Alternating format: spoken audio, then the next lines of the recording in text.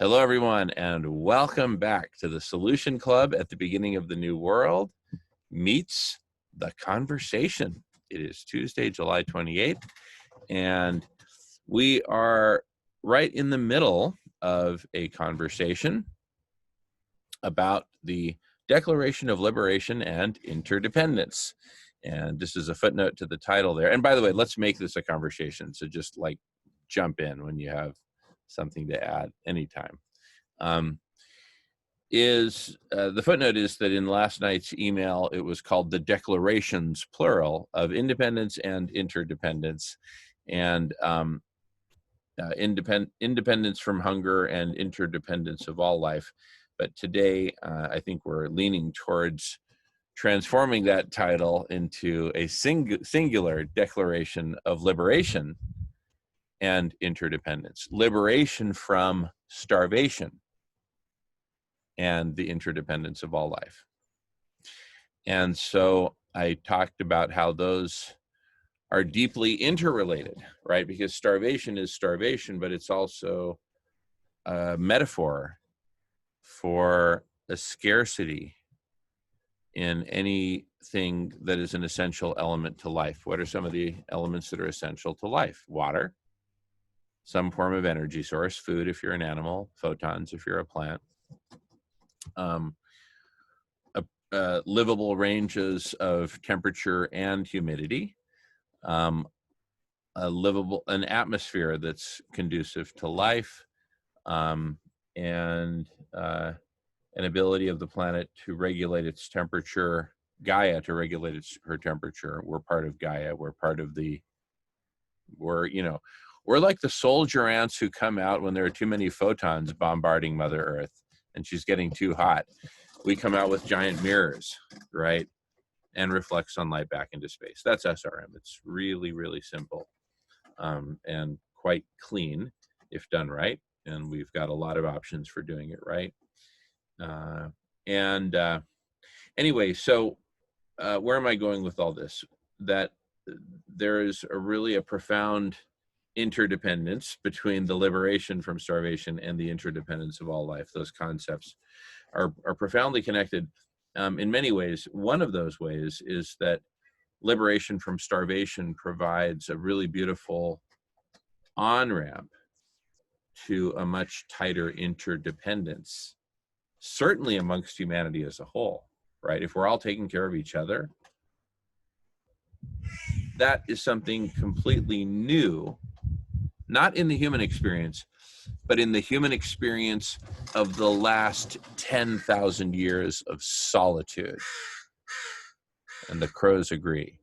We've all heard claw, claw, claw. Okay, I think they're here for an early dinner. And we've heard of or read Gabriel Garcia Marquez, 100 Years of Solitude. Well, we're just coming out of 10,000 years of solitude since the so-called agricultural revolution, right? And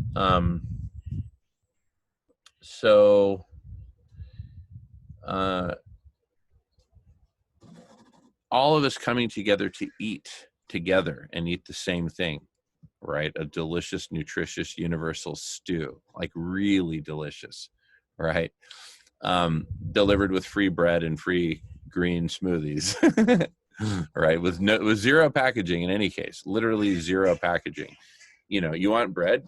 Come bring a tray or a box or a bag or whatever, something that we can drop the hot bread on or in, right?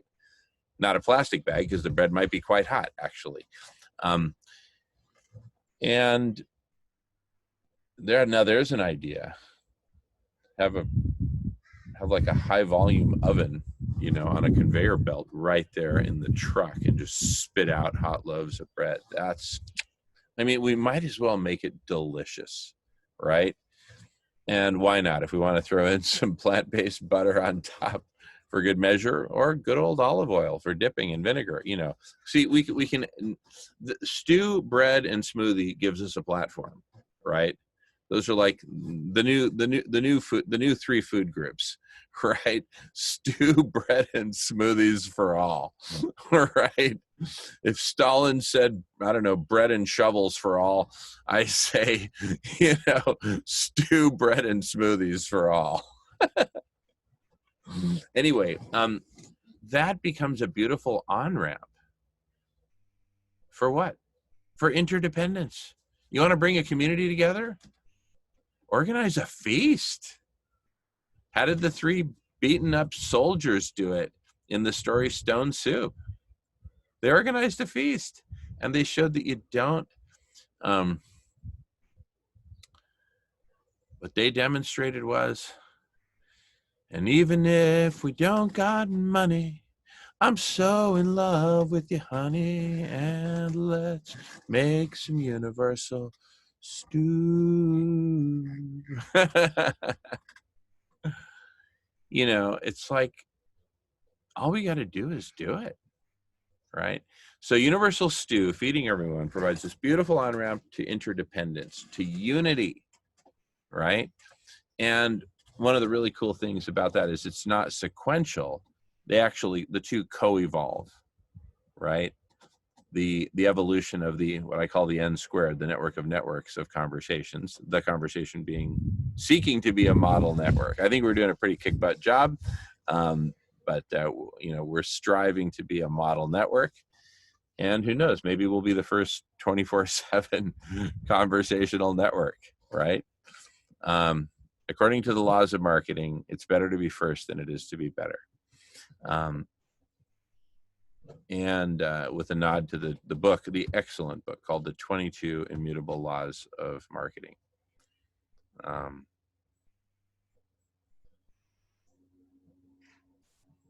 Anyway, not to go off on the conversation, I think we're doing great, but it's but a model, it's but an example of a network of conversations, right? Remember, we had 3 going live last Friday at one point in parallel. And that's internal, that's, in network. And of course, what Peter pointed to is a great example of a conversation happening out of network, right? Like you're traveling, you go to an out of network ATM and you pay, a couple of bucks or whatever. Or maybe you pay nothing because they have a relationship. That's what we're talking about. We're talking about relationships and standards and agreements and whatnot, so that we can cross the imaginary borders. How do you like that? Cross the imaginary borders between networks, right? As we remember that we are all one. And all this separation is an illusion. It's been a very painful illusion. You remember being born and waking up and coming of age in this world of separation and hoarding to survive, come hoarding to look good, come hoarding if you want a sexual mate. Well, shoot, ask any 14-year-old boy if he wants to have sex. Hell yes. Okay, well, you got to become a good hoarder, right? Oh, okay. Doesn't sound like very much fun. In fact, it's the biggest buzzkill of all. Biggest buzzkill. And so, anyway, we've just 10,000 years of solitude later, we figured out we're kind of bored and tired of it and beaten up by it, and we're mad as hell and we're not going to take it anymore. And we're in love as hell, and we're going to take this a lot more and a lot further down the road. And we're in love as heaven. How about that? Instead of mad as hell, we're in love as heaven. We're in love as heaven. We are as in love as heaven, young man. How about that, Peter? Peter's even taken off his hat. He's so excited by the concept of as in love as heaven. We are as in love as heaven. And we're going to take this. We're taking this. We are, present tense, taking this all the way, right? Because there's only now, according to Peter. The world according to Peter. I watched The World According to Garp when I was a kid. Welcome to A World According to Peter.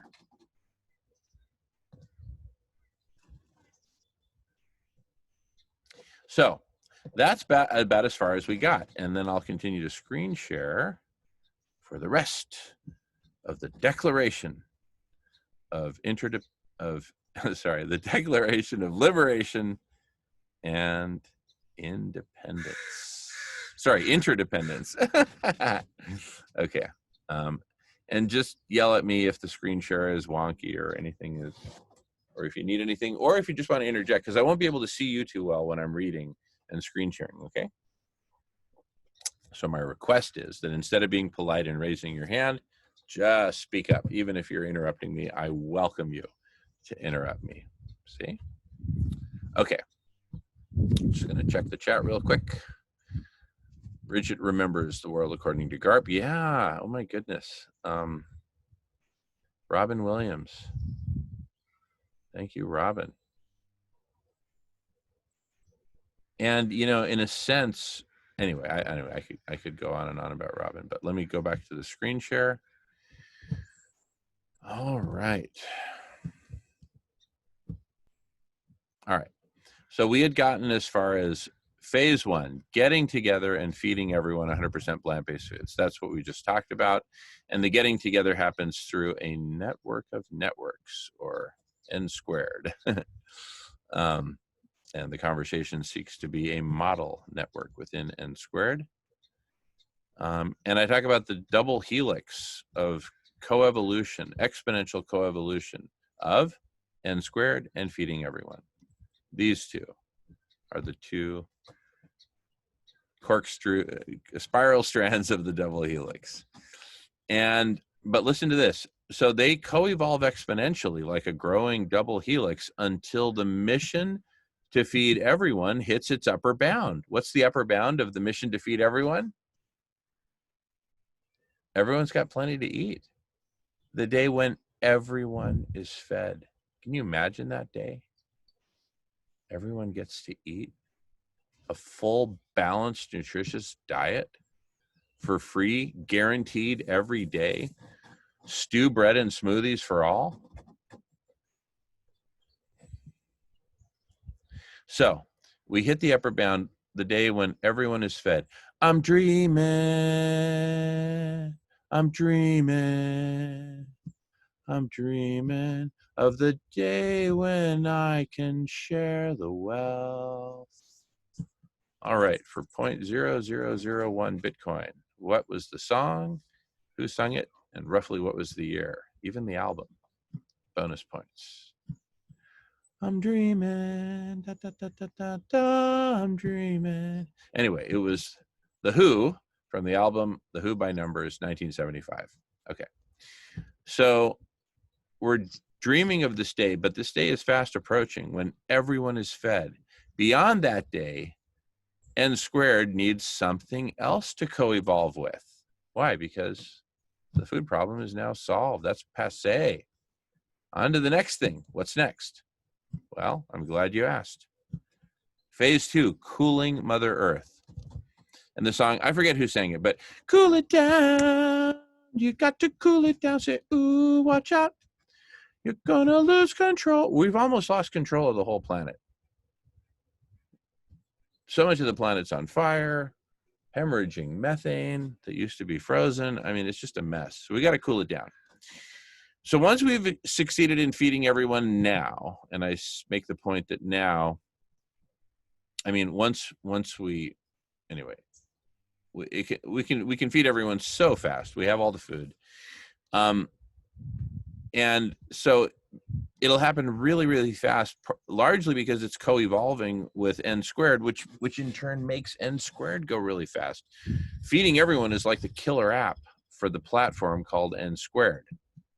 If anyone has the slightest confusion about that, please speak up and let's address it. Okay.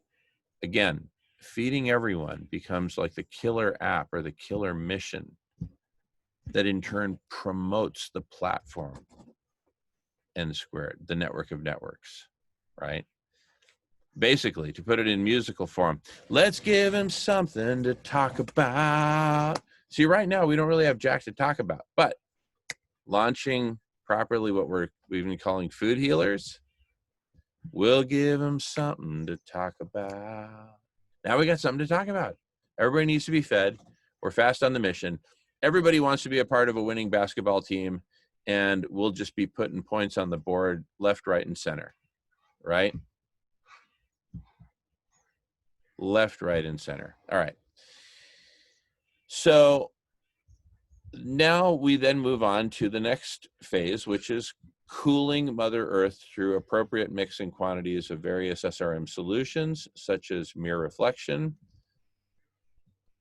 also known as the Harvard solution, ICE 911, the Stanford solution, and these last two, the Arctic Ping Pong and Desert Canopy, are two that I came up with, and there's several others.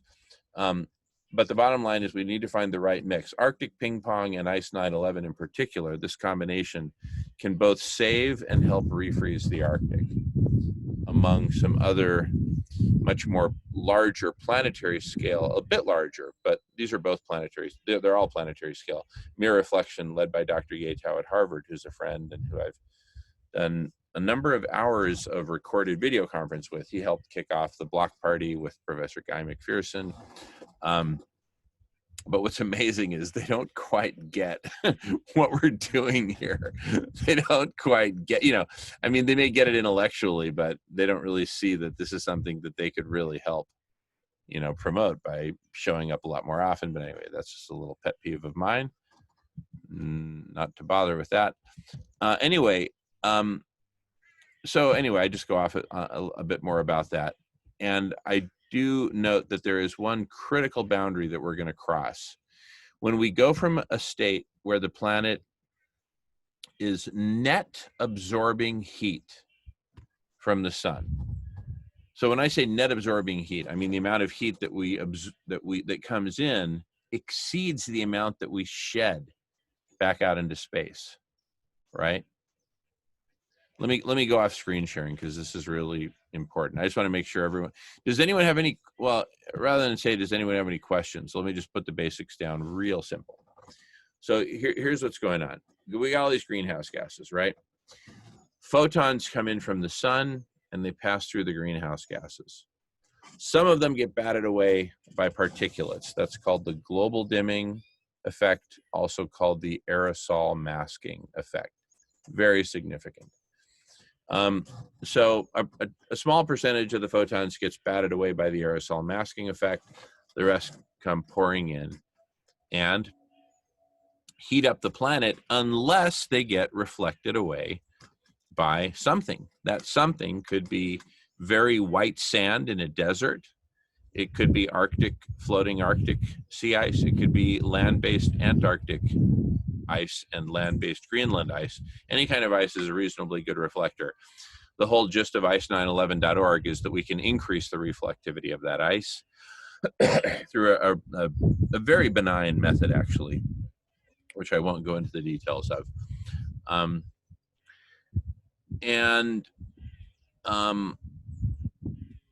So photons that are reflected back into space don't ever warm up the planet to begin with, and that's crucial. Most of the photons that hit the planet warm up the planet. And for millennia, that wasn't a problem. Why? Because the warm Earth would radiate out infrared radiation back into space, right? And that would, regulate the temperature. And then all these modern greenhouse gases threw a massive monkey wrench into the operation by retaining that infrared radiation that's trying to get back out into space, right? So you've heard of some people described as anal retentive, where we're a planet that is heat retentive. We're keeping the heat. We're retaining too much heat, right? The good news is we have a solution: increase the reflectivity. You could decrease the greenhouse gases, but we've run out of time for that. We just don't have time to decrease. Decreasing greenhouse gases takes decades to centuries.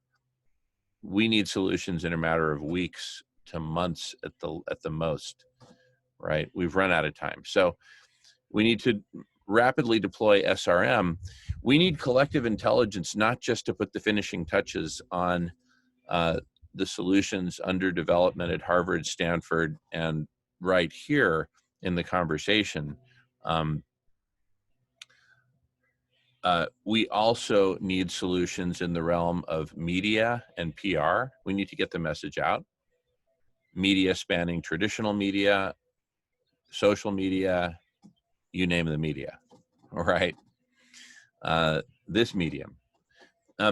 So we need solutions in the realm of finance. We need solutions in the realm of politics and governance. How do we get the governments in the world on board? We need them on board. It's not okay that they're not on board. Friends don't let governments not do SRM, right? I worked at Microsoft for a number of years, and we would say, you know, friends don't let friends use AOL, right? Well, friends don't let governments not do SRM, right? So we need political solutions. We need religious solutions. I actually spent a number of months of very intensive work trying to get the Catholic Church to actually follow the Pope's encyclical called Laudato Si on care for our common home. Because he talks about the planet overheating. He talks about all these problems. And I'm like, great. Why don't a billion loyal Catholics just, you know, dance to his music? They weren't doing it. So we took it all the way to the now bishop of the Cleveland Catholic Diocese, which is where my whole dad's side of the family's from.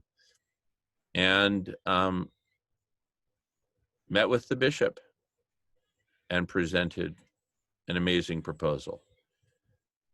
Tried so many channels to get through to the Catholic Church.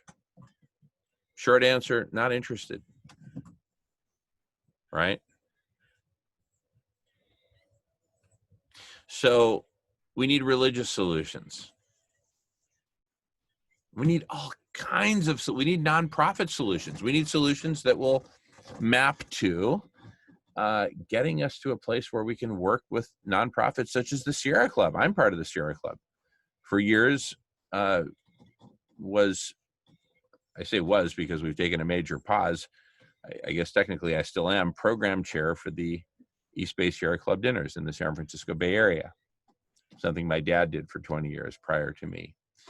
And how do we get the Sierra Club to embrace this? And I tried. Oh my gosh, and I tried. I tried all the time to wake up the Sierra Club. And Peter, how would you say that went?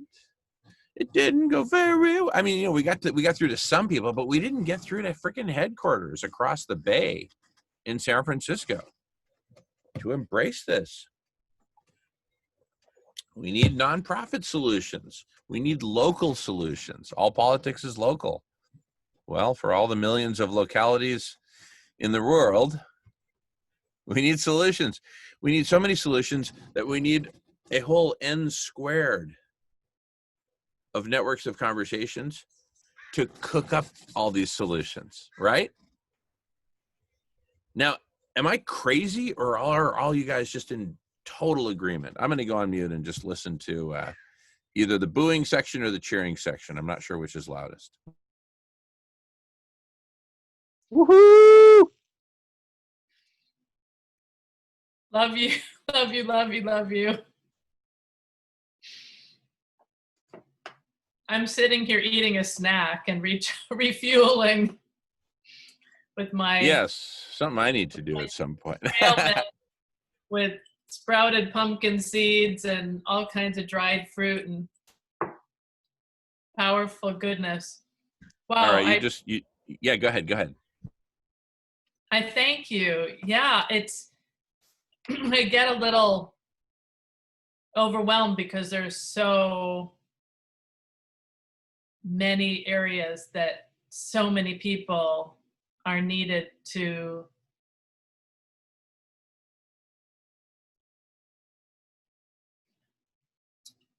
yes. Yeah, you know, it's a lot.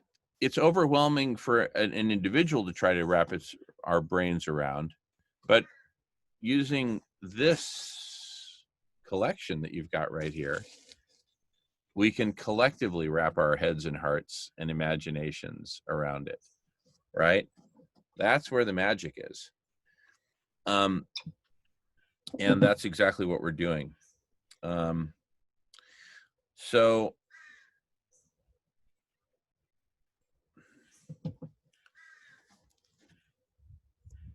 and just like for an ant in a massive ant colony, no one ant has the big picture. They're just doing their part. So part of, for me anyway, coming to terms with this, right, this whole thing, it is me just being at peace with, I have my part or parts to play, plural, but you know, the whole of the n squared and everything that we're up to is so big, so vast, right? I feel fortunate to, you know, be a part of it, right? And that should be, for me, is kind of my new model for life is,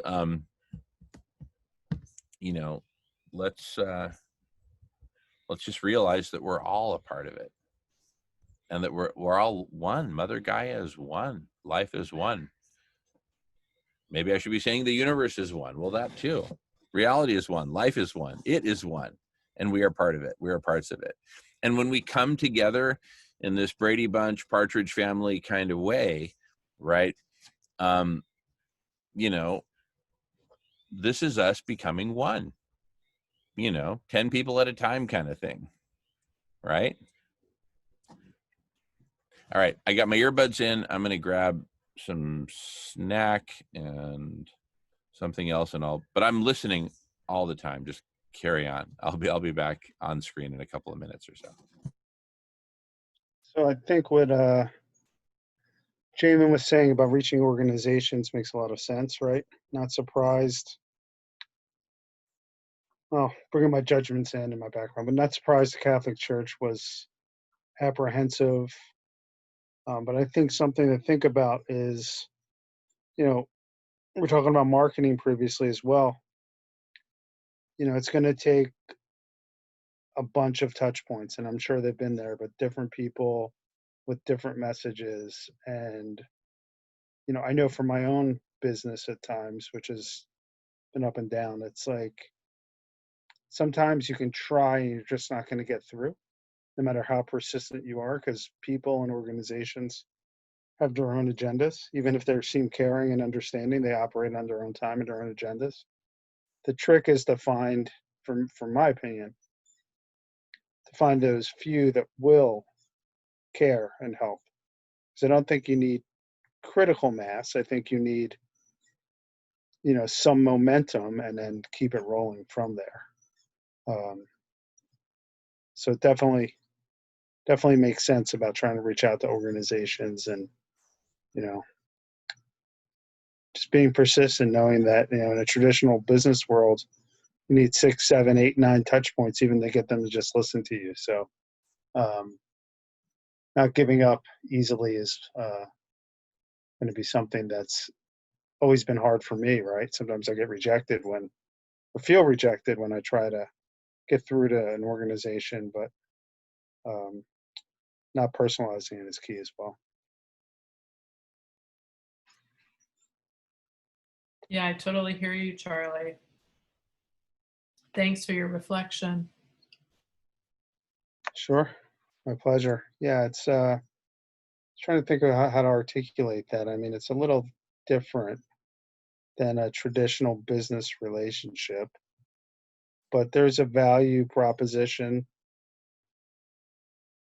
right? There's so many companies and so many organizations who, for no other reason, want to boost up, even if it's just for perception purposes, want to boost up their corporate social responsibility program, right? I mean, there's companies that are hiring chief diversity officers now that weren't even thinking about that, a year ago. So some of it's genuine, some of it's inauthentic. I hate the sounds. I think it's important to just, whatever the motives are, behind the help or assistance that we can get.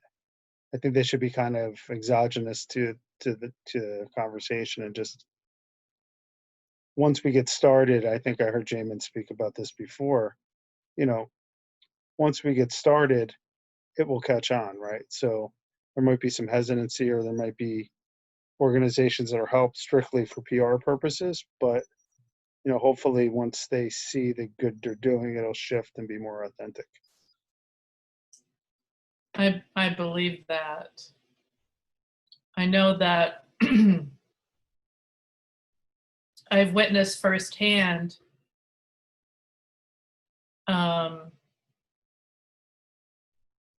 we each make differences in our own way. And I had the opportunity when I worked at a newspaper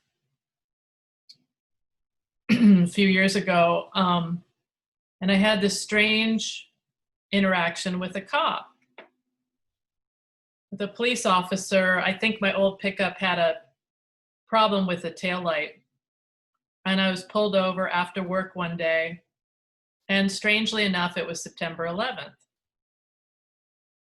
and not the original, at the anniversary. And at that time, I still had a last name from my marriage to a Pakistani Muslim on my driver's license.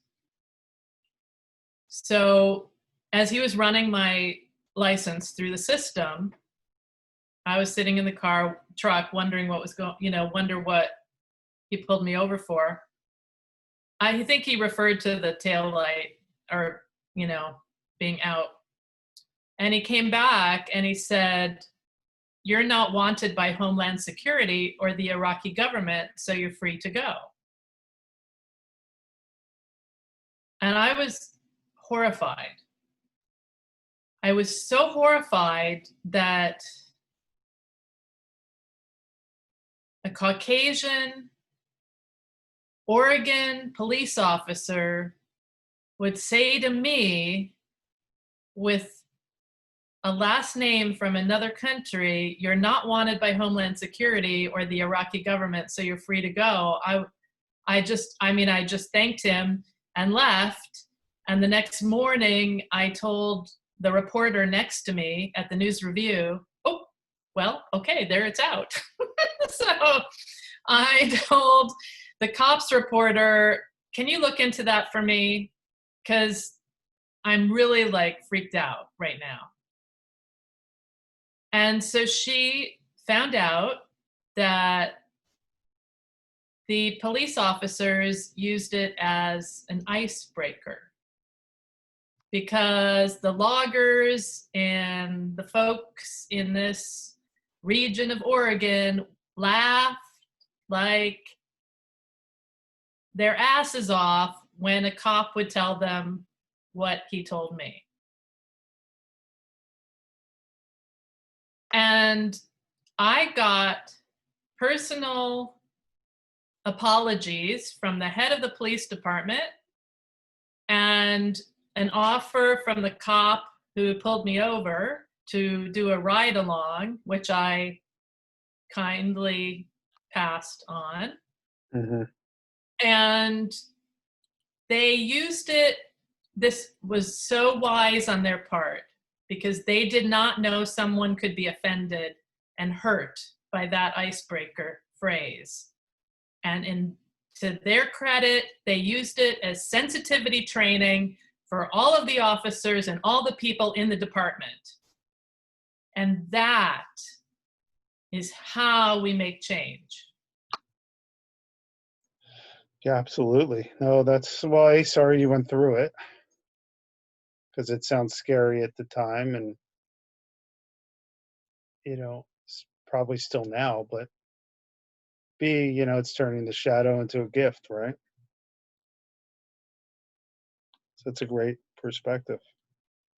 And then I decided to change my name back to my birth name, because I just didn't want to have to deal with any possible repercussions, since I was divorced, and it was an amicable divorce, and I am eternally grateful for the gift of being married to a Pakistani Muslim while visiting his country in the 80s and being received with so much love. I could no longer believe the dogma of the Christian church, and my heart expanded to accept that at the heart of all the traditions of the world is the same loving source. And that was the gift of the marriage and the gift of our life, our 6 years together. And we parted as friends.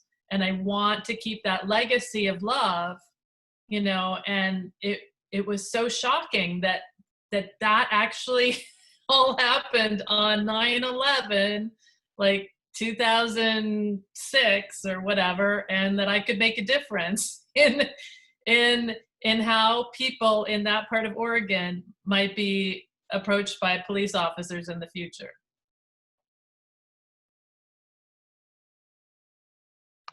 Yeah, it's a lot of things that have come together for that. Wow, it's crazy. But I'm glad that it turned into something positive. Well, yeah, you know, I mean, it got a lot of leverage because I worked at the newspaper. Yeah. And they paid attention to a woman at a newspaper that was having a really hard time. And I think we got more leverage out of that than if I had been just, you know, Miss Citizen. Mm-hmm. And I had the support of the female reporter who called and talked to them about it and tried to figure out what had happened. Wow. Because I might not have felt like I could ask about it if I was just, you know, if I didn't work at the newspaper.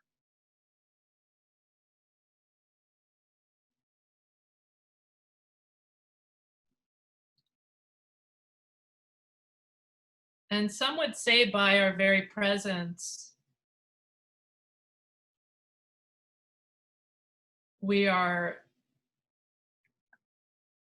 and by envisioning a world that works for everyone, where everyone is fed, and leaning into the questions and into what each of us are guided to do from source, you know, on a daily, weekly basis, we can shift. Melissa, I love you.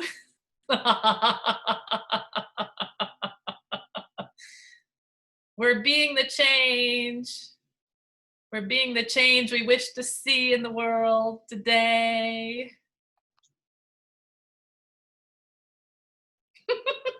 I was listening through my earbuds, and then Melissa just got home, and so she couldn't hear what you said, Bridget. So hi, Bridget.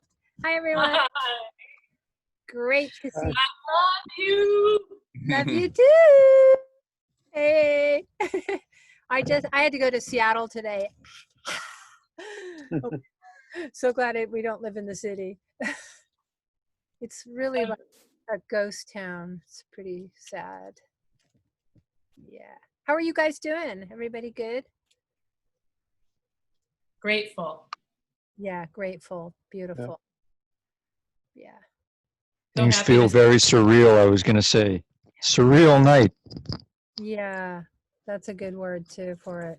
It's like kind of a dystopic dream, right? Oh, yeah, no, there's that. I was going to say, because so many synchronicities with this group, it's just sort of, I guess, those two together make it even more surreal. You're right. Yeah, I love that. It's like we woke up into the dream, you know, we finally came out of our sleep, our slumber. And I just love that we're all finding each other. You know, I don't know if you guys have read Black Elk Speaks. Have you guys read that? Whoa, Jamin, you'll need to share with her the story that she missed about black elk and crows. yeah, oh my goodness.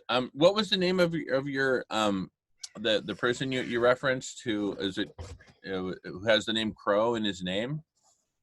Yeah, so my partner Jim Shepard that I met in New York City had done 2 tours in Vietnam, and was in the Army and had abused drugs and alcohol and then became clean and sober in New York City. He had a vision where he saw on a mountain an elk, and the elk transformed into a man, and that man was Black Elk.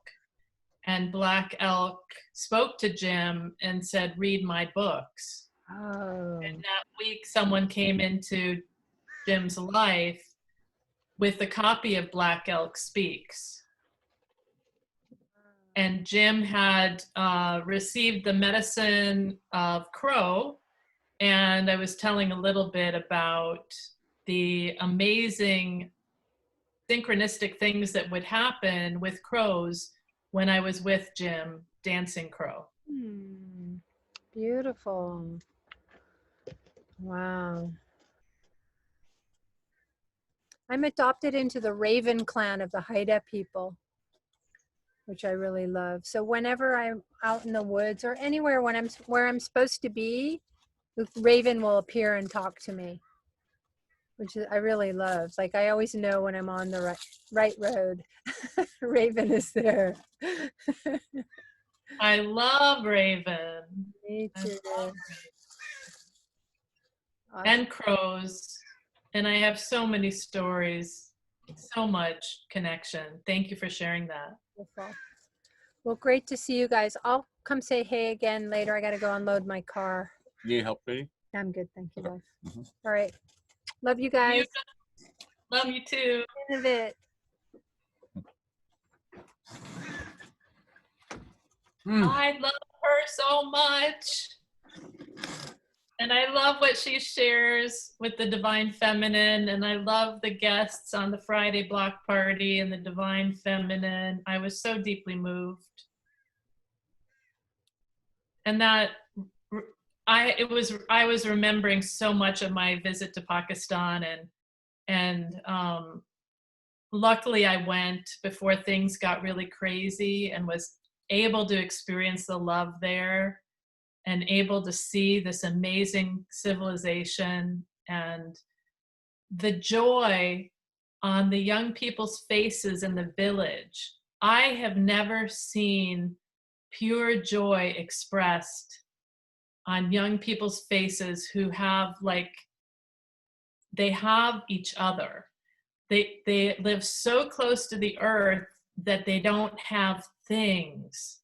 They don't have TVs, they don't have electricity in that part, but these boys were out playing and they had the biggest smiles. And when I got out my 35mm camera, they gathered around, arms around each other, smiles as big as the sun. And I'll never forget that. You know, they dried cow patties for fuel to heat their fires to cook their food, and they had no refrigeration, but they had each other and they had life and they had so much more than most people who have everything. Right?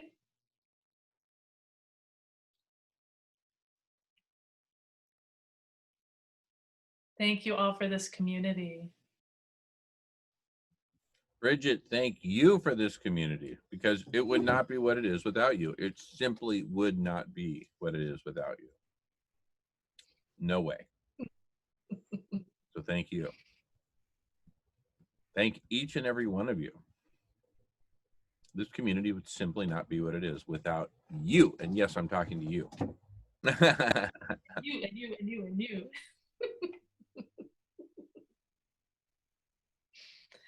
Charlie, was there more that you wanted to say about your insights? I know I kind of ran away with.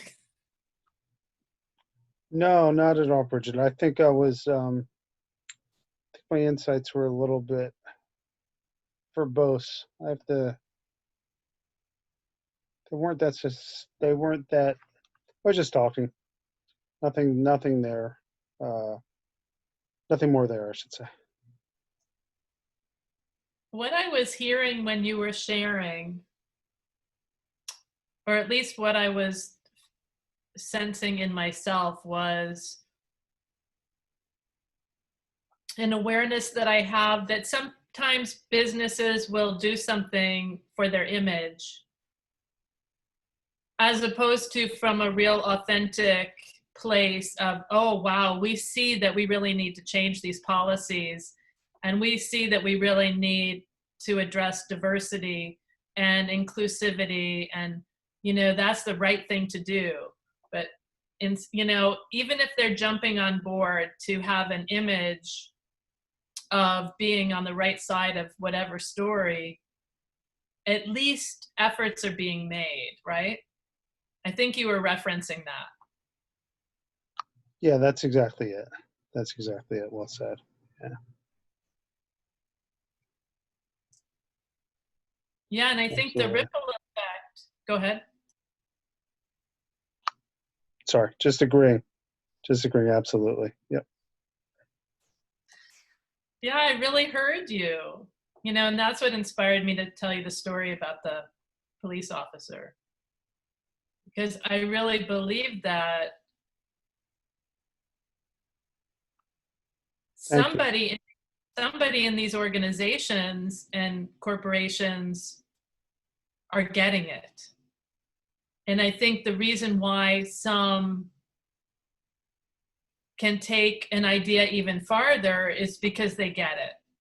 And it lights something up in them, and they're like, oh my gosh, yeah, you know, and they jump on board. And there's that, you know, that vision that we're holding in this space, that others will be inspired and motivated, you know, even if they just popped on for one conversation and it lit their fire and they went back out and are like doing this thing that they've thought about doing, and they're just like on fire with it, and we may never hear directly from them again, but like kernels of popcorn popping, they're like inspiring these new conversations wherever they are and showing up for, and then things continue to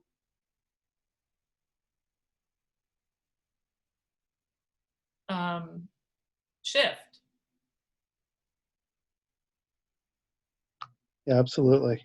I think, yeah, things can definitely get moving. And, you know, they say motive matters, but I guess, like you said, recapping where the kind of point, you know, as long as our motives are authentic, you know, just exposing someone, and exposure can change over time. I remember a story of farm sanctuary up in Watkins Glen, New York, right? And right next to them was obviously an animal sanctuary, strictly vegan. Right next to them was I want to say like a fox farm or some farm that was used for animal skins.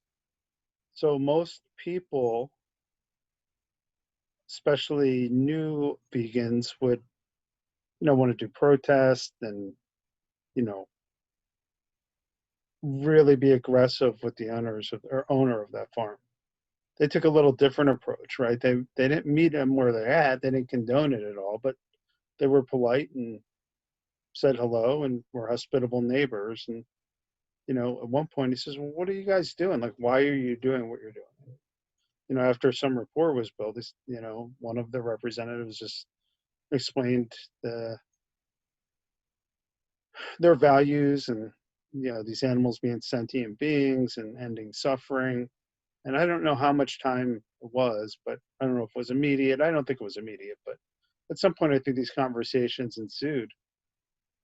And at some point, the owner of the farm said, you know what? Here's some of my animals that are left, and I'm closing down the farm. Like what you said impacted me. And the key there is they didn't go over and say, you know, and it's hard, right? Because you see suffering.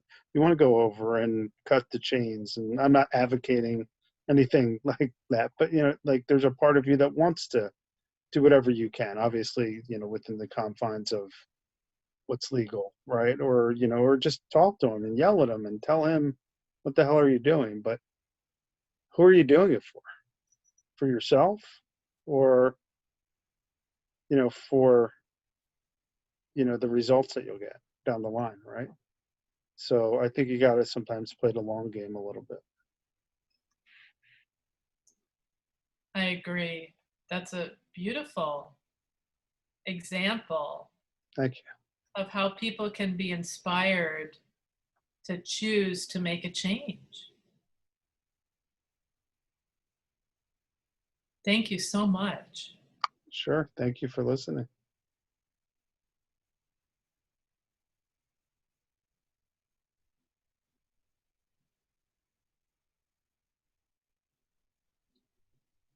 Yeah, it was a very different conversation when the indigenous lived directly on the land with nature and would use all parts of an animal. So the buffalo hide would be clothing, and the sinew would be the thread, and and the meat was the food that sustained the people through the hard winters in the in the cold climates. Very different conversation. Yeah. That was survival, and that was in taking only what they needed and using all of it, and doing ceremony before the hunt and doing ceremony after the hunt, and honoring the life. Very different from how the food supply goes, happens for the most part now.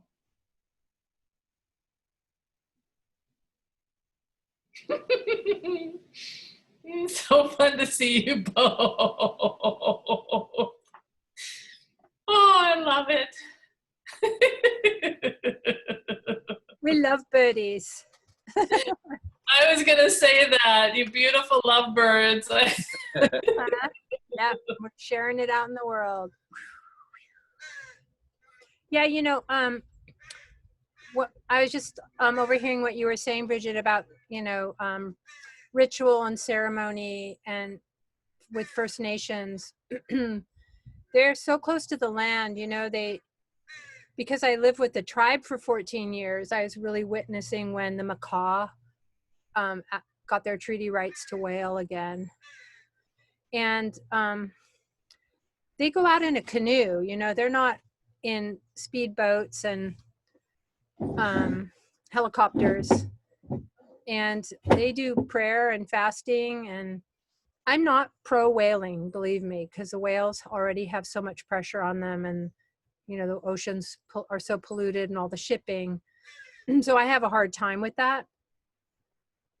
But exactly what you're saying, they go out in these canoes where the whale is more powerful actually probably than the man in the canoe, right? And they believe that through prayer and fasting that they call them the underwater people, that they sacrifice themselves to feed the humans. And then when they caught the whale, like you said, they use every single part and they feed the whole tribe. Nothing is wasted.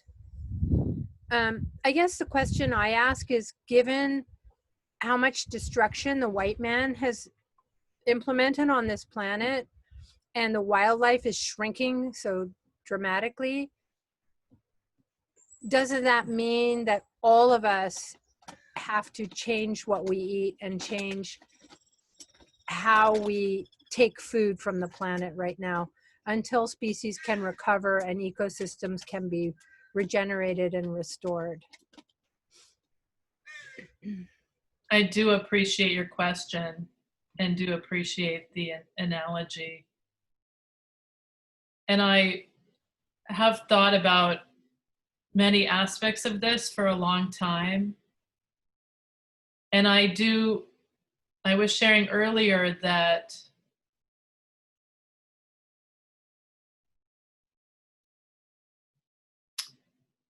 I don't know if anyone else on this conversation aware of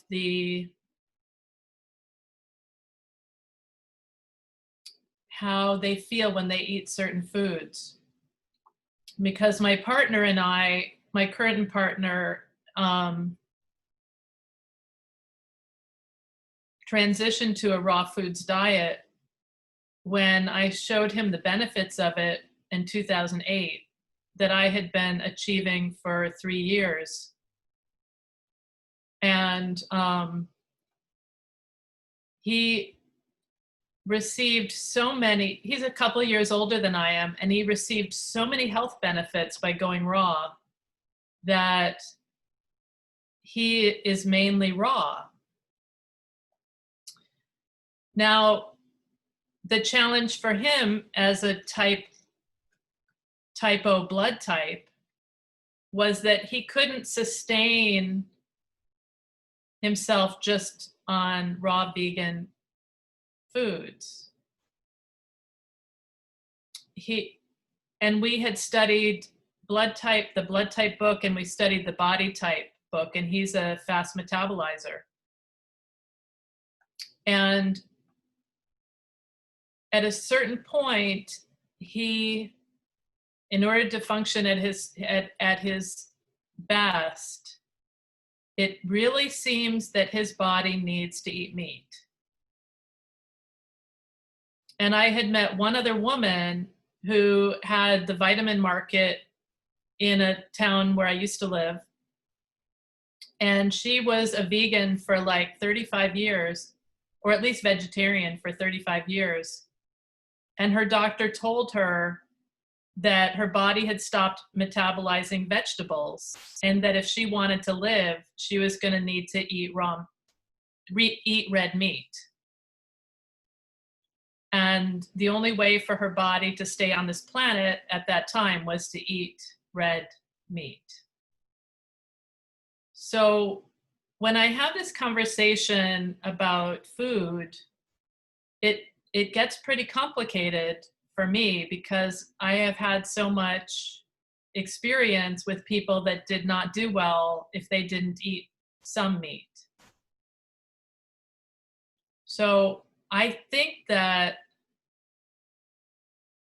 I'm an A positive blood type, and I can do really well as a vegetarian, and I'm raw. I'm still raw. It's 15 years?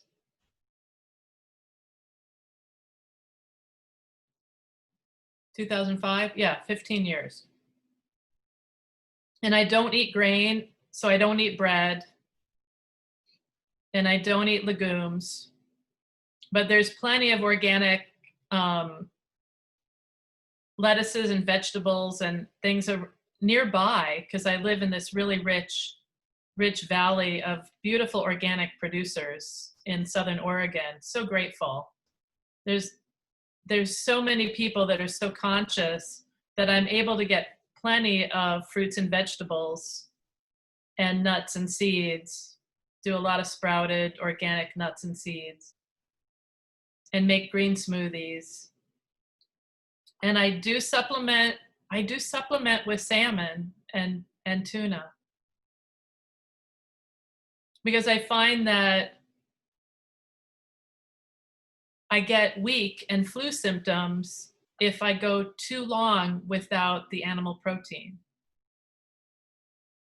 So it's fascinating, because while intellectually I don't want the rainforest turned into, cow farms either.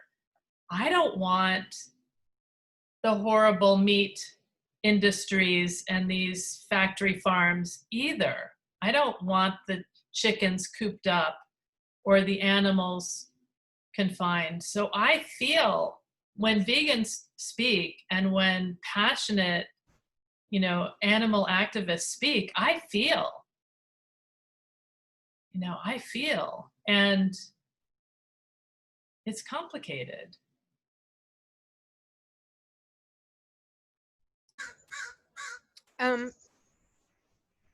I'm just wondering about how much we program ourselves to believe that. Or, I'm not saying you're right or wrong, Bridget. I'm just because from my own journey with meat, I've noticed that like I'm fine without meat. I never really liked eating meat anyway, but I do have to get protein beyond just broccoli or chia seeds or hemp seeds. And so I still have a little bit of cheese. And once in a blue moon, I have an egg, and that actually helps me. And then I also take the vitamin B12, although sometimes that's too strong even for me. But and I find that that balances it. I don't need the meat. I'm not saying that you know that might or might not work for you, but I'm just wondering about my own psychology, like whether I told myself I needed meat and there was this fear factor. You know how our mind really influences our physiognomy. That's kind of built in because we've all been told that we should drink milk for strong bones and we should eat meat for protein.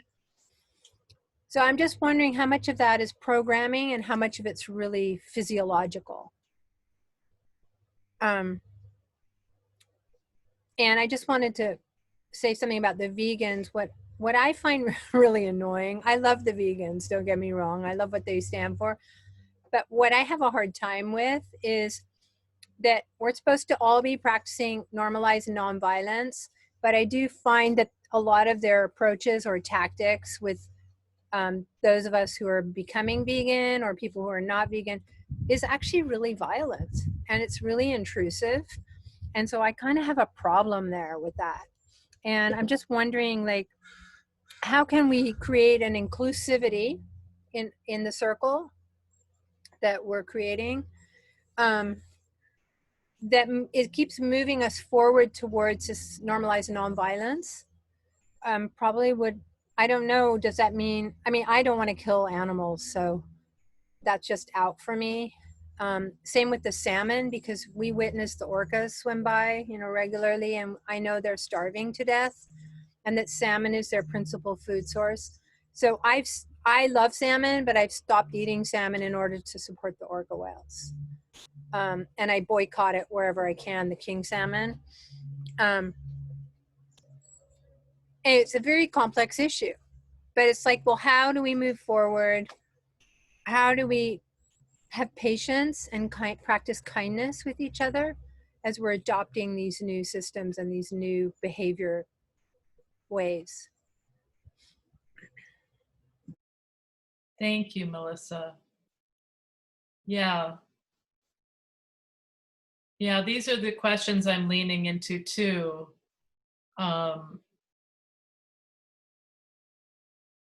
I have a long history of leaning into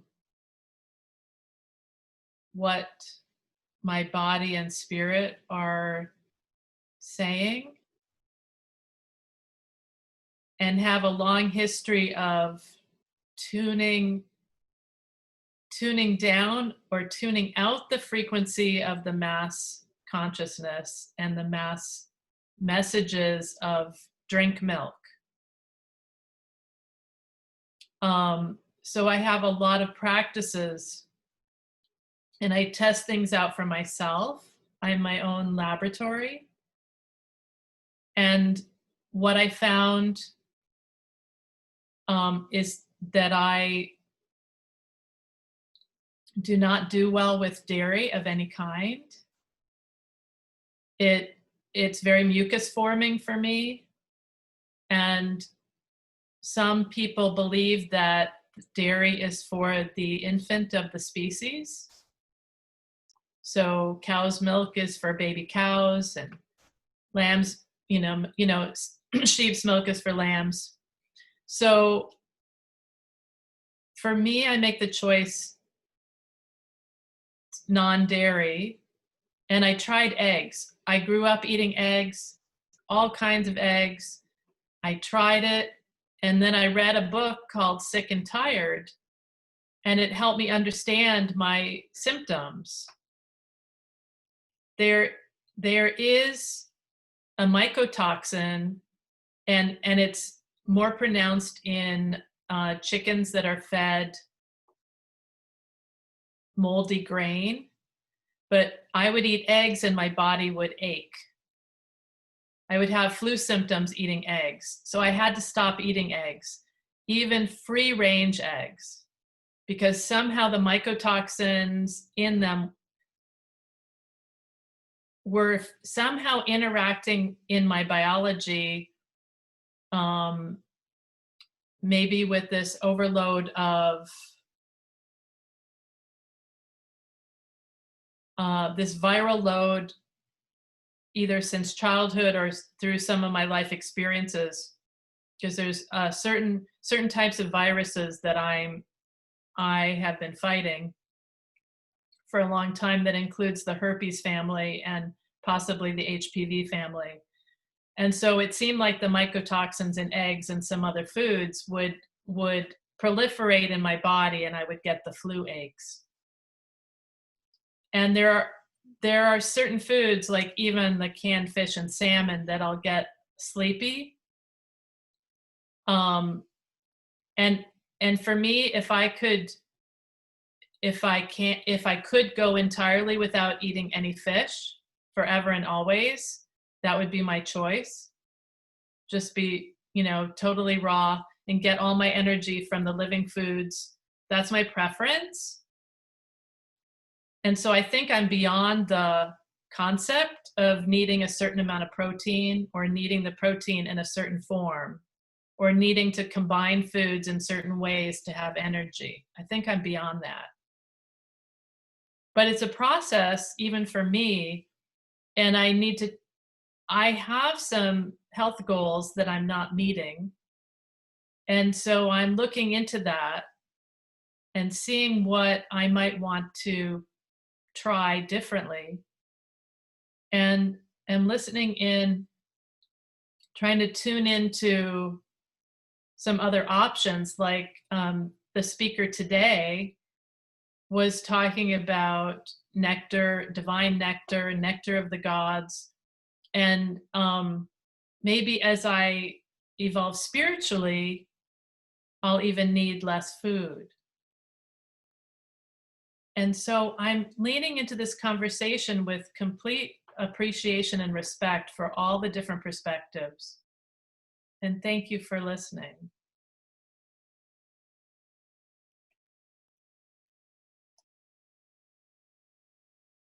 It is really interesting. So our vegan friends, a lot of them said, once you stop like eating chocolate or drinking milk or whatever, that you lose that taste for it. And I can't eat chocolate anyway. It just doesn't work for me, but I can eat white chocolate. And I used to love eating white chocolate, but as I go vegan, I cut that out of my diet. And with Corona, I didn't want to eat sugar and didn't want to have dairy. So I just, how that sort of little devil in you sometimes says, oh, go ahead and have a chocolate, And I hadn't had any since like February or something, December. And it's like, there was a chocolate sitting there in front of me, and I was like, oh God, temptation. Oh, I'm just going to try that. And I took a bite, and literally the French say dégoûté. It means I had lost the taste for it. And the same for the dairy. Like I can't take the smell of it. I don't like the taste of it. I don't mean any disrespect to the food or to the milk of mothers feeding their babies. But it was exactly what my vegan friends had shared with us, that, you can train your taste buds to like other things. And indeed, it is true in my experience. So now it's seaweed and peanuts instead of chocolate. That's awesome. Melissa, I'm in big trouble because I cannot give up chocolate. Oh boy. Well, I'm sure there's some vegan options. Chocolate. Like the butter we get now is made of soy, and it's really good. I really like it. Soy and olive oil. And actually I like it better than butter.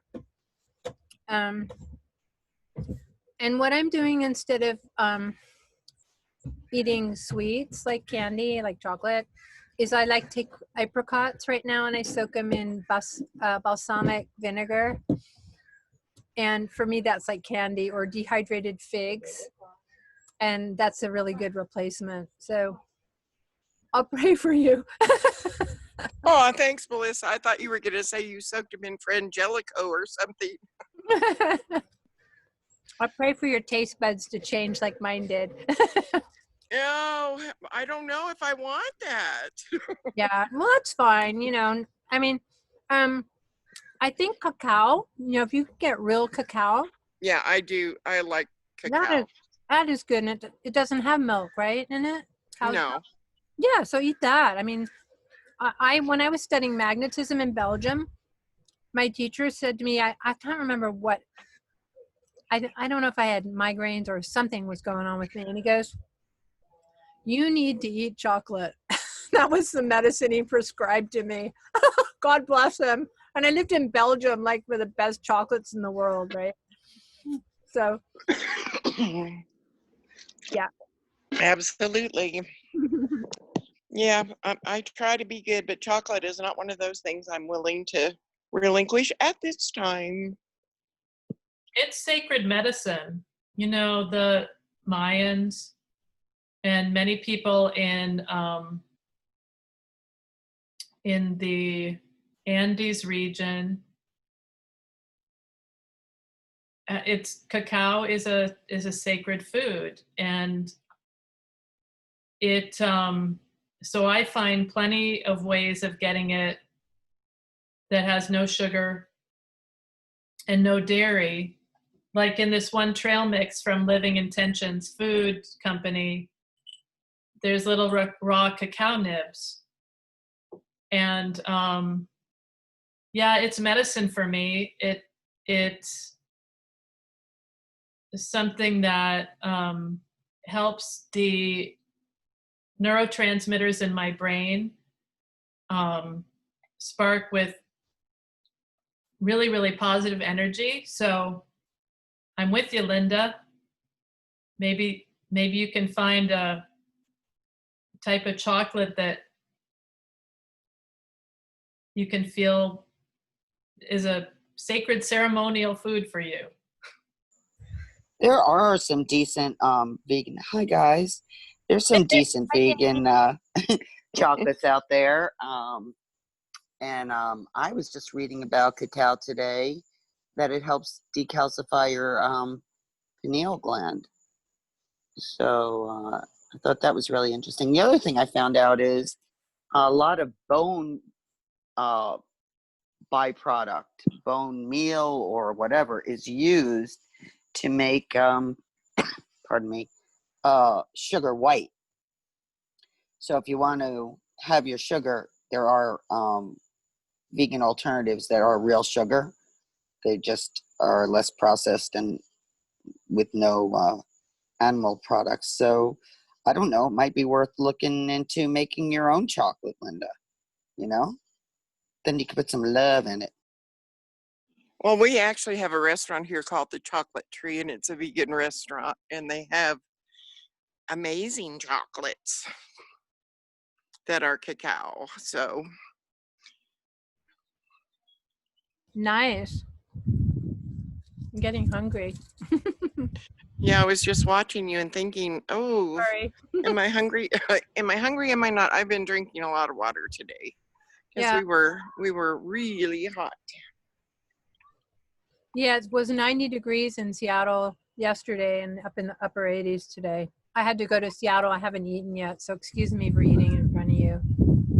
I just need to get my blood sugar level back up.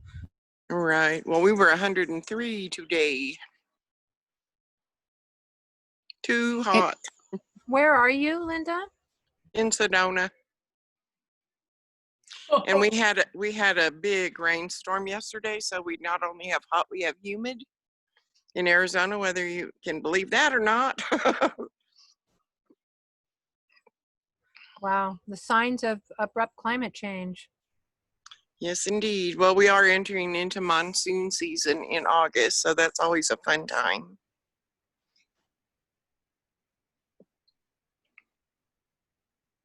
Hey, Melissa. Yeah. Melissa, Yeah. when is Jamin gonna invent the virtual food sharing application for the conversation Zoom meeting? We'll ask him when he gets back. How about that? That's a great idea. Thanks. I'm going to be working with at-risk youth next week. We're painting murals with them. Really excited about that. There's giving voice to youth empowerment program. And I've asked this friend of mine, she's a videographer, to come make a documentary so we can get the kids' voices on tape if they want to. And she's really into the food movement. She's like, oh, you guys want to end hunger around the globe? Just count me in. So I think we're going to start something here on Whidbey Island, like pretty quick now, as a model. And she can do some documentation of it through a film. That's great, girl. Excited about that. Wonderful. The other exciting thing I did today was I dropped off art kits. I got a grant to, I think I told you guys, to run art classes with the refugee kids in Seattle. And I went and dropped off the art kits today. It was so awesome. I've just been packing art kits for the past 3 days. No, I bet that was. There's nothing like art and music to change the lives of everybody, actually. Yeah, exactly. We need it now more than ever. I used to work with emotionally disturbed boys, and one of the projects that we did, I had a friend that was a wonderfully talented artist. We went to school together, and we did this tree on the wall made out of brown paper bags, Oh, cool. and we just twisted them, and then the leaves were their silhouettes. And it was amazing just watching these kids come out of their shells. And there was one little boy in particular that I worked with using a lot of art therapy, and he was a very violent little boy, but he had been abused horribly from the age of 3. And he went from having to be restrained on a regular basis to obtaining the nickname of the hug bug. Wow. Bless, that's beautiful. Danny, you want to ask your question again? Because Jamin's back. Hey, Danny. Yeah, so Jamin, when are you going to come up with the virtual food sharing application for the conversation Zoom meetings? Because I have cherries here and I would love to give you some. Yeah, we're working on the right physical port so that you can just push them right through, and then we can download copies of the cherry. So it's basically like a 3D printer, but nothing but organic inputs. So it'll sense the, the flavor profile of the cherry, the different notes, and reproduce those. Anyway, it's under development. We'll get there. You're awesome. Thanks for doing that. I really appreciate it, Oh, yeah. especially for this late night conversation snacking crowd. Yep. Well, Jamin, I was just telling him we want to start a program on Whidbey, a model. Oh, yeah. Whidbey Island. So, but we're going to have downloadable stew where you click a button and then a truck shows up outside your house and you can just have all the stew you want.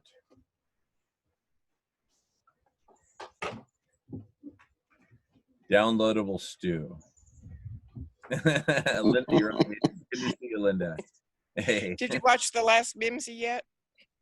Not yet. Hey, Okay. sweetheart, we got to watch The Last Mimsy. It's a movie that was partly filmed on Whidbey Island. The Last Mimsy. Yeah. Yeah, Christopher was sharing his dinner with me virtually.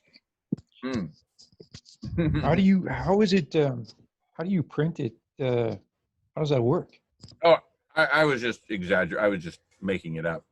But you know how there's like 3D printers that Yeah, right. deposit plastics? Yeah. In China, they have literally 3D printers and they print houses out of concrete. Well, they ought to be able to print food. There's a new invention for you to come up with. Okay, I gotta show them. I gotta show you guys our dinner from the other night. Danny, you'll be very proud. Check this out. Edible flowers. God, I haven't seen those in years. Are you growing them? No, Yeah. but we bought them from the farmer's market, but I just got this cool book. I mean, I've ordered it, and it's a woman who's planted edible flowers for years, and I'll share it with you guys when it arrives. So it's all these cool edible flowers like chive flowers, roses, pansies, nasturtium. So I want to start an edible flower garden on the island. I'm really excited about it. There's something really wonderful about eating beauty, right? Jamin, how do you feel about that? Love it. I think we should have edible living forests and edible living gardens and just all kinds of wonderful goodness. So very excited. And excited to get the stew thing going also on Whidbey. Yeah. See, Whidbey's got so much greenery, we can do the smoothies, 100% local smoothies from local kale and other local goodness. And then for the stew, we'll have to, yeah, and, bring in truckloads of whole grain rice and legumes and, whatever we need to get truckloads of. And then everything else, like pretty much all the vegetables we can source locally. What's the population? The population of the whole island is about maybe 75, 80,000, something like that. But most of that population is on the north end.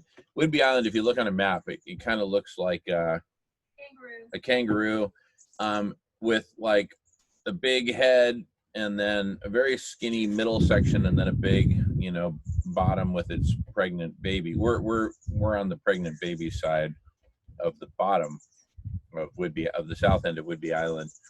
The south end is much less populated than the north end. North end's where Oak Harbor is. That's the big city. Naval base. And it's a naval base and an Air Force base. So they got Air Force jets going all over the place up there on the north end. And they're all Trump supporters. And they're all Trump supporters, according to Melissa. Anyway, freedom. So, there's like signs that say like, jets equal jobs kind of thing. Jets equal freedom. Or jets equal freedom. Anyway, I want to put up a big Good sign. thing you guys are there to counterbalance the energies. Thank you. Yeah. We have signs all around town that say any functioning adult for president 2020. The interesting thing about this island, the energy, I think we're on like a Scorpio. Anyway, we're on a ley line. It's called the Dragon's Back. And it's really pretty powerful energy here. And the mouth of the dragon is where the fairies come in. The laird where the eggs are laid is called the Whidbey Institute. It's just sort of pretty enlightened people hang out there. And then the sting of the tails up in the Navy base. That's what they say. So it's a place where things manifest really fast here. A lot of artists on the island, which is kind of interesting.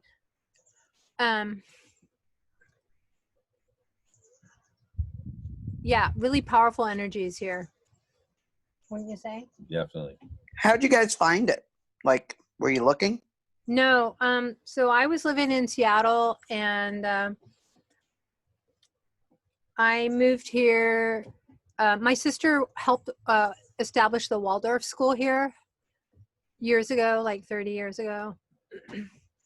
And I just moved here to be with a friend. And so I've been here 8 years and I got an art studio here and things just fell into place really fast here. That's what happens on this island.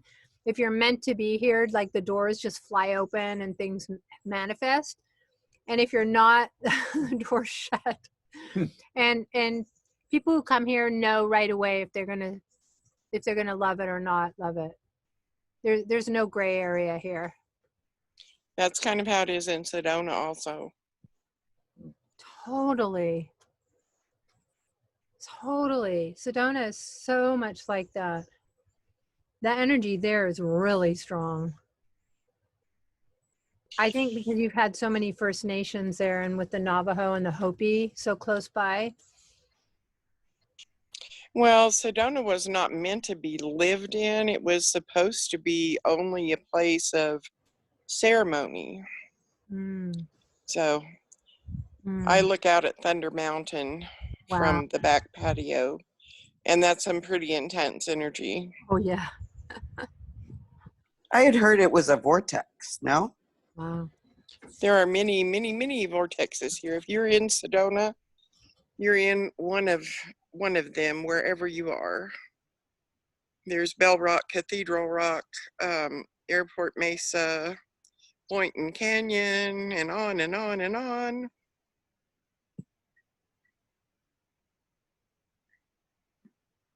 Let me see if I can get a shot of thunder for you guys. Sorry, I just got back from the grocery store and the car door shut on my sore leg, which was not too fun. All right.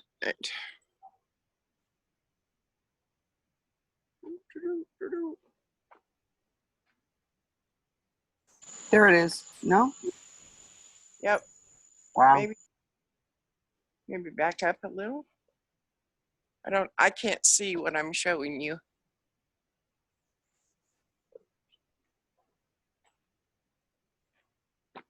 Yeah, right there. We can see it right there. Okay. Right. So that's the view from the backyard. Beautiful. Yeah. Oh wow. Melissa wants to see. Do you mind? Sorry, it was my mother calling me. Oh, Right there, right there. that's incredible. Yeah, Thunder Mountain. Whoa. That's the view from your place, Linda? Yeah, that's the backyard. That's what I look at every time I'm outside. I'm sorry, oh, that's beautiful. And then Wow. where the tree is, on the other side of that is where Airport Mesa is. Oh, hi, Hummer. Like, how far are you from Oriabi or Hotevilla? The Hopi. Oh, that's up past Flagstaff, so we're probably about 50, 60 miles. Oh, so it's not too far, really. No, not at all. Okay.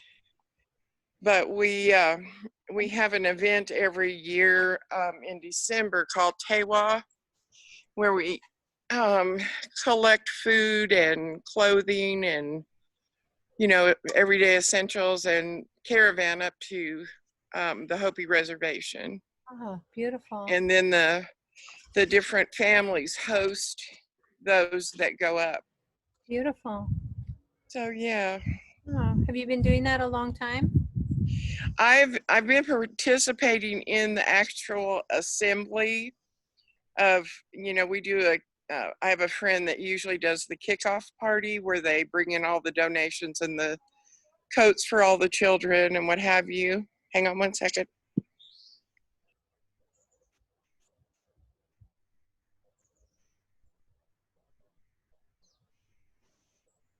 Look at her earring. Yeah, they're tree of life. I love them. Beautiful. Sorry, I hope this isn't rude eating in front of you guys. Not No, at not all. at all. Not at all. Depends on what you're having. It was pretty tasty virtually. But yeah, I haven't been up because it's usually in mid to late December and the roads are really, really treacherous. So I prefer not to do that.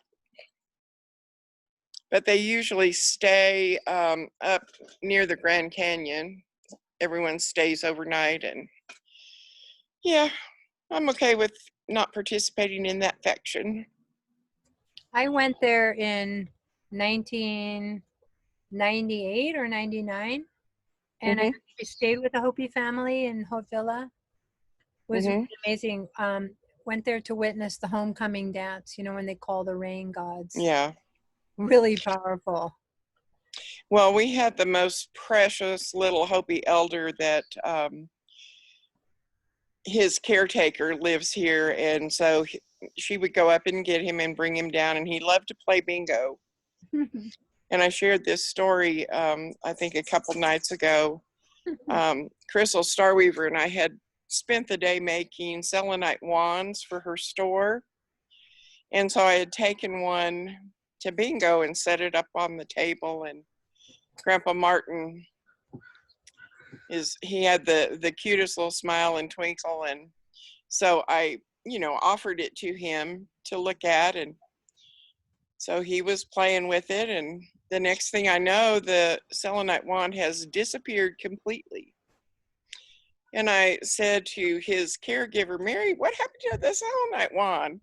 And she looked at Grandpa Martin and said, do you have that in your pocket? And he did.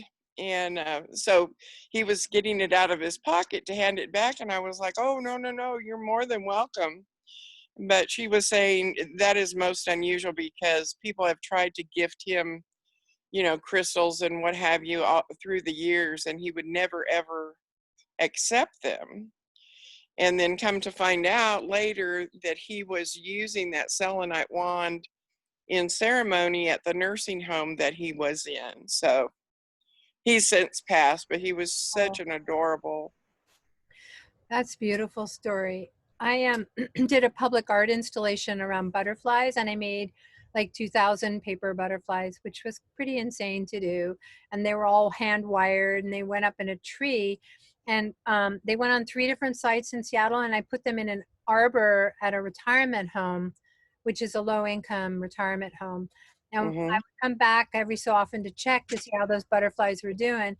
And I went back like 3 weeks later, and a lot of the elders had climbed up. I don't know how they did that. Like, these are 90-year-olds, right? Climbed up into that arbor, took the butterflies down, and wired them to their walkers. So it was so cute. Oh. They're pushing my butterflies around the neighborhood. I love that. Really I awesome. love that. Interactive art. Spreading the joy. Yeah. Between our wands and butterflies. Beautiful.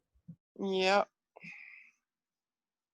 Well, my 3 passions are the elderly, the animals, and the children. So my goal one day is to have a facility where the children are involved in training of service animals to bring in the elders, so that there's kind of like a grandparent, a surrogate grandparent, where the children, the animals, and the elders all have the benefit of each other. That is so sweet. So that's my dream, one of them. Yeah, you can do it. That's a great Oh, idea. I know. Yeah. Nothing to it but to do it. Yeah. I teach art to elders, or have been in Seattle, and pre-COVID, and it was just so great to really help them find their inner artist. And a lot of them had been told that they were an artist, and then of course when you have a teacher who encourages you to be creative and not be attached to the outcome, and you discover that you are an artist, Everyone's an artist. Yep. Then you have to Absolutely. you have to hold the space for that discovery. But it was really fun working with them, and I think bringing children in is such a beautiful thing to do. And Well, there's so much wisdom in the elders, and it just breaks my heart that now we warehouse them and isolate them, and the stories that they have to share, the children are really being shortchanged by not having that experience, because they're just incredible.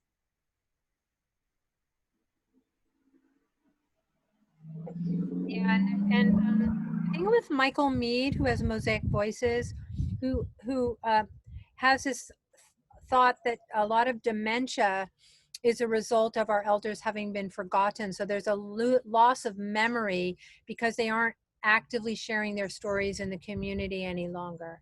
So there's Absolutely. happening.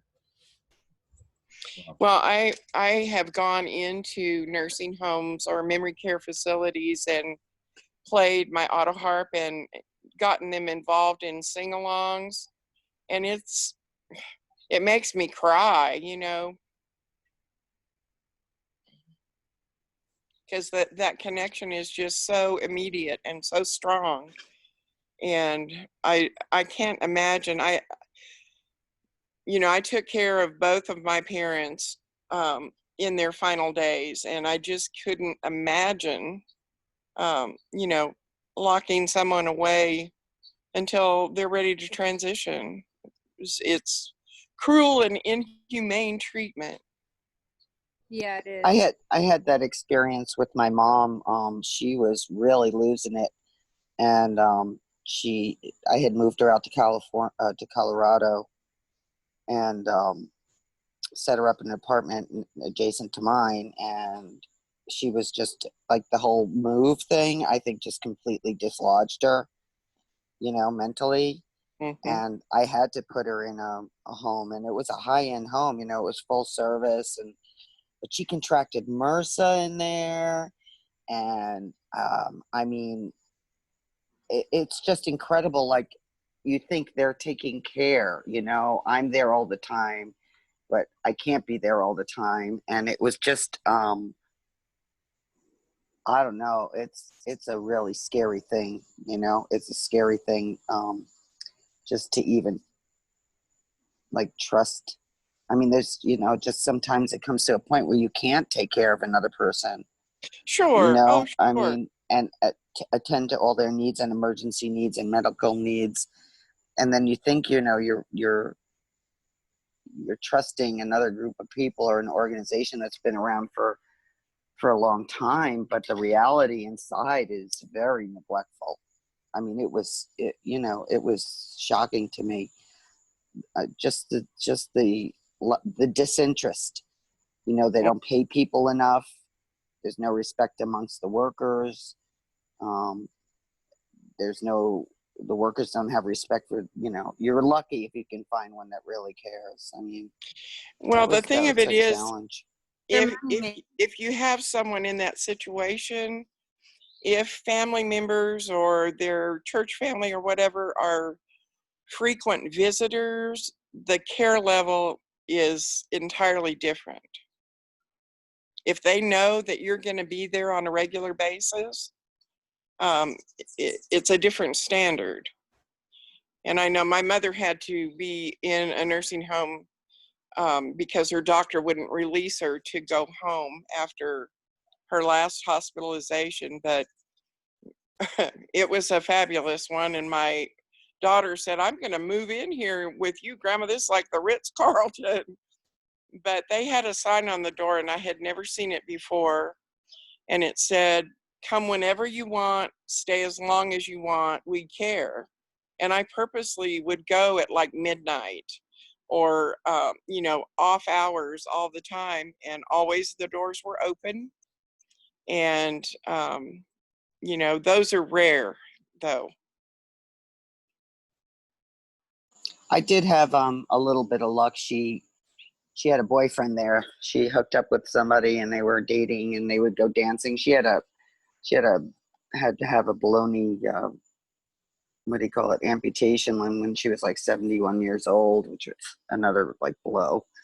But she managed to find a guy who took her dancing and dining and was a companion for, I don't know, like a year and change. So we did get lucky in that regard. There was somebody else who's looking after her when I couldn't be around. But it's a really hard thing. It's a very hard thing.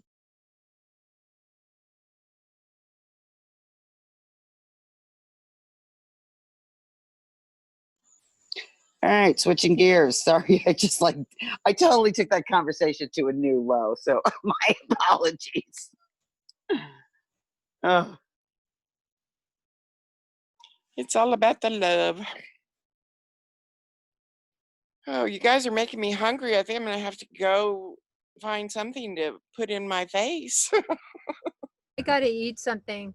But, I just wanted to say about the elders, it really takes a village, you know, and I think that's what we're creating here.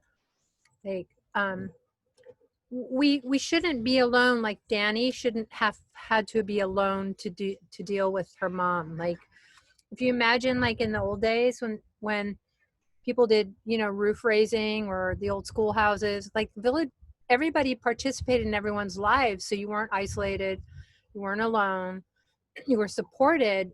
And what I love is that we're building that community now. Absolutely. Bravo, Thanks, bravo. Melissa. Yeah, thanks. Yeah, thank you, Melissa.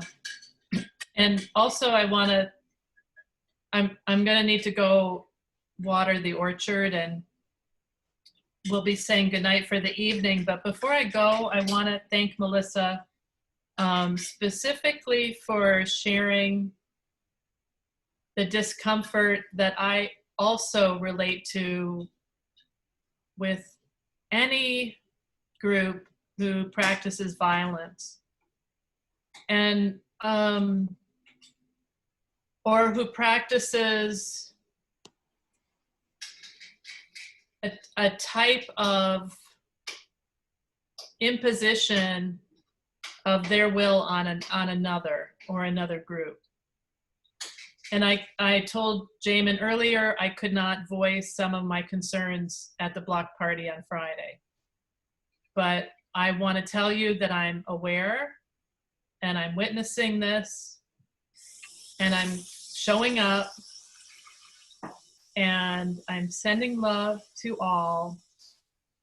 And I am a practitioner of nonviolent communication.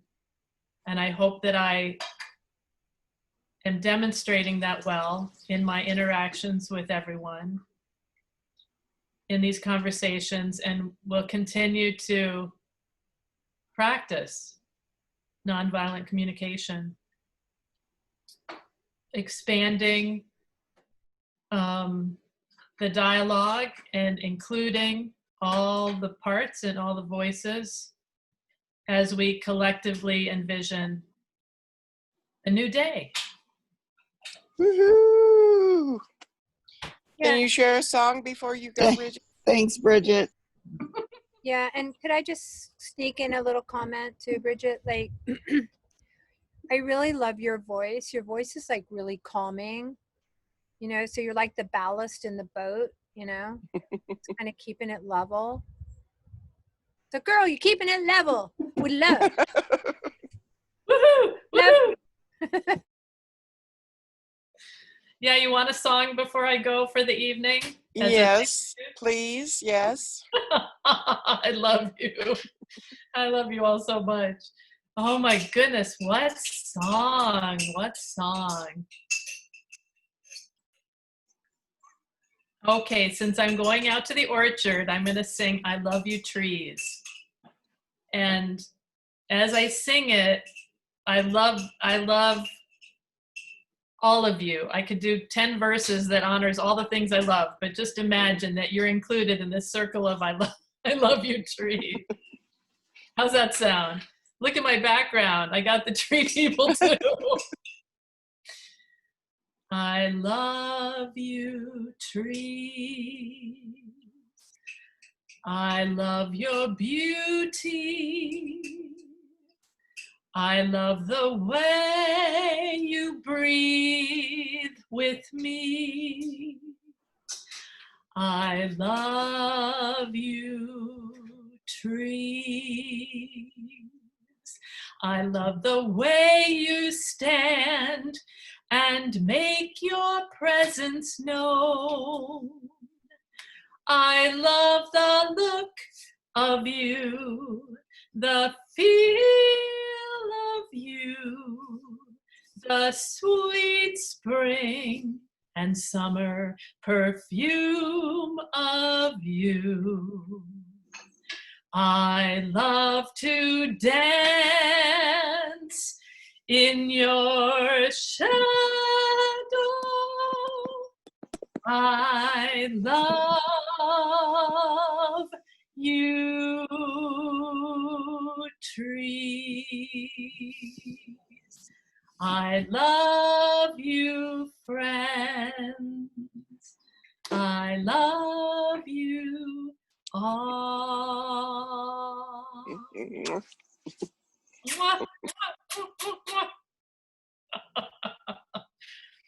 Until we meet again, happy trails. The trees are dancing. Thank you. Song. Love you, love you, love you. See you soon. Love you. Good night. Thank you. Good night. Thank you so Night much. night. Have a great night. Right, I'm gonna go eat now. Okay, See sweet. you later. Yeah, I'm gonna grab a quick bite as well. Shall we all take a meal break? Is everyone feeling it? Yeah. We've been at it pretty nonstop here. I'd say we deserve a break. Well, I'll just feed my face while I'm here, but I can Look, listen. Everyone feel free to hang out. Feel free to talk. I think I'll just join Melissa for a little bite, and I'll be back by and by. Christopher, can I make you host? Can I make folks co-host? All right. Sure. Okay, great. Thanks, everyone. All right, I'll be back in a jiff. Okay. All right, Marco, I think you're already. Yep, you're co-host already. Christopher, I'm going to make both your devices co-host just to complicate things. All right. All right, everyone enjoy. Feel free to hang. I'm going to stop recording.